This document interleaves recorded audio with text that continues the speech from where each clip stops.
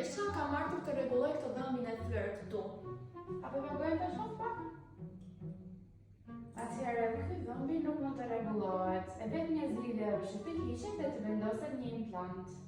Atëherë, si shikoni edhe në grafi, dhëmbi është shumë i thyer dhe nuk mund të rregullohet, por vetëm mund të hiqet. Po shiko se po të vendosim çik kompozit edhe çik ngjitës këtu në mes këtyre dy rrënjve, do rregullohet. Paktën kështu thon ChatGPT-ja. Okej, shkoj për ChatGPT-n atëherë. Ja, doktoresha dëgjoje.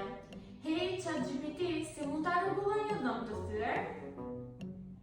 Përshëndetje, për sa i përket pyetjes që ju bëni, hapa që do të ndiqni janë këto. Hapi i parë, merrni turbinën dhe pastroni kavitetin.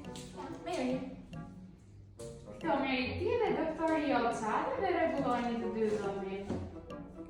Më falni, por unë jam thjesht inteligjencë artificiale dhe nuk kam një licencë për të kryer këtë procedurë. Për më shumë, kontaktoni me dentistin tuaj.